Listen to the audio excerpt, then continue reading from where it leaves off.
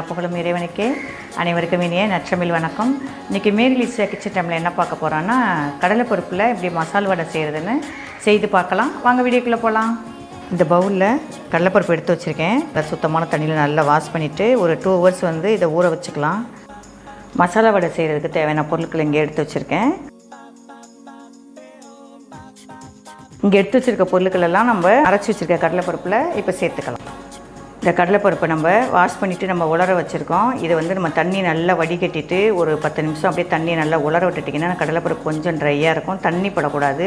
இப்போ நம்ம மிக்ஸி ஜாரில் போட்டுக்கலாம். இதை அரைக்கும்போது ஃபுல்லாக அரைக்காமல் கொஞ்சம் உட விட்டு அதுக்கப்புறம் ஆஃப் பண்ணி அப்படி தான் அதை அரைச்சி வச்சுக்கணும். நம்ம 2-3 தடவை சுற்றி நம்ம கொஞ்சம் ஒரு 3/4 பதத்துக்கு தான் நம்ம அரைக்கணும். ஃபுல்லாக நம்ம அரைக்கக்கூடாது. இந்த சால்ட்டை சேர்த்துக்கலாம். 300 கிராம் கடலைப்பருப்பு இது. அதுக்காக 2 பச்சை மிளகாய், 2 பட்டை மிளகாய், சிறிதளவு மல்லி இலை, சிறிதளவு கருவேப்பிலை. இது 10 மிளகு, 4 பூண்டு முழு தோலோடையே தட்டி வச்சுருக்கேன். பெருஞ்சீரகம், சோம்புன்னு சொல்லுவோம் இல்லையா, அதை தட்டி வச்சுருக்கேன் நான். அந்த இடிக்கிற உரல் இருக்குல்ல, அதில் மிக்சியில் அரைக்காமல் அதில் தட்டி வச்சுக்கோங்க. அது நல்லா ருசி கொடுக்கும். சின்ன சைஸு 3 பெரிய வெங்காயம். இது இஞ்சி நம்ம துருவுறது இருக்கு இல்லையா, அதில் போட்டு துருவி வச்சுக்கணும். இது ஒரு 1/2 ஸ்பூனுக்கு கடலைப்பருப்பு, முழு பருப்பு நம்ம மிக்சியில் போடுறதுக்கு முன்னால் கொஞ்சம் முழு பருப்பு எடுத்து வச்சுக்கோங்க. அதையும் மிக்ஸ் பண்ணிக்கோங்க.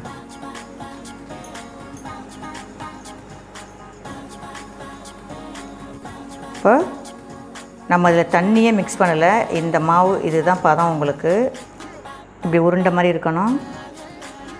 இந்த அளவுக்கு மாவு, இதுக்கு அதிகமாக எடுக்காதீங்க, உள்ளர வேகாது.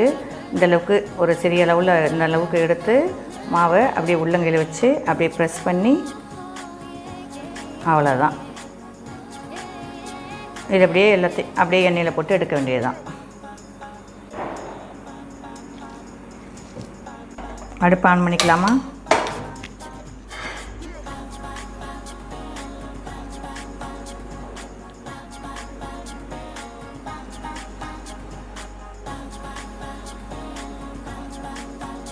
எண்ணெய் காஞ்சிச்சுமா?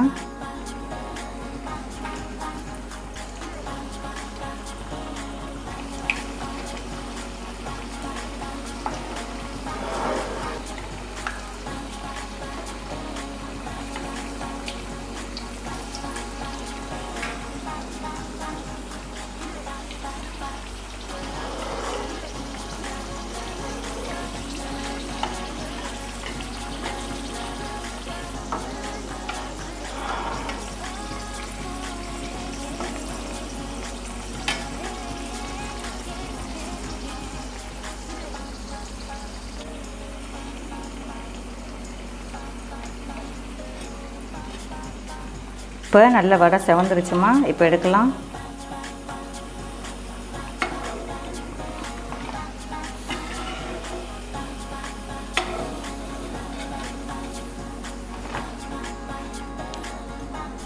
இப்படியே போட வேண்டியதுதான்.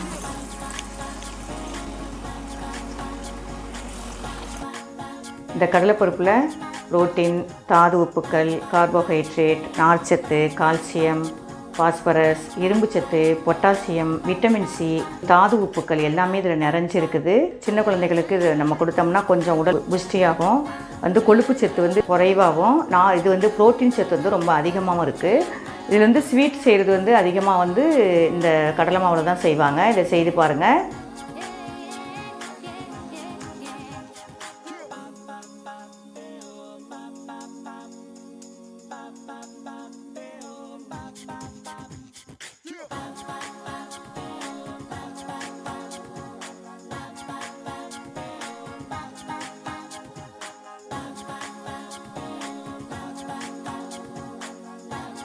நான் எடுத்த 300 கிராம் கடலைப்பருப்புக்கு 22 வடை வந்திருக்குங்க.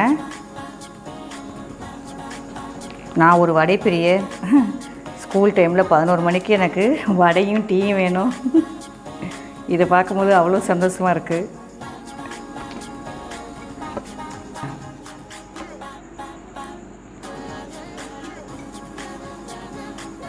சின்ன பிள்ளைங்களுக்கு மினி வடை, சின்ன குழந்தைங்க இருந்துச்சுன்னா அழகான மினி வடை. மசால் வடை ரெடி. வீட்டில் என் ஹஸ்பண்ட் நேம் வந்து குழந்தைசாமி. இந்த மினி வடைன்னு சொல்லணுமே இந்த குழந்தை பிள்ளைக்குன்னு சொல்லியிருந்தாங்க. வீடியோவுக்கு லைக் பண்ணுங்கள், கமெண்ட் பண்ணுங்கள், சப்ஸ்கிரைப் பண்ணுங்கள், உங்கள் ஃப்ரெண்ட்ஸுக்கு ஷேர் பண்ணுங்கள். எவ்வளோ கிறிஸ்பியாக எவ்வளோ சாஃப்டாக நல்லா இருக்குன்னு பாருங்கள். இது தீபாவளிக்கு செய்து பார்த்துட்டு கமெண்டில் டேஸ்ட் எப்படி இருக்குன்னு எனக்கு சொல்லுங்கள். தேங்க்ஸ் ஃபார் வாட்சிங். Thank you all.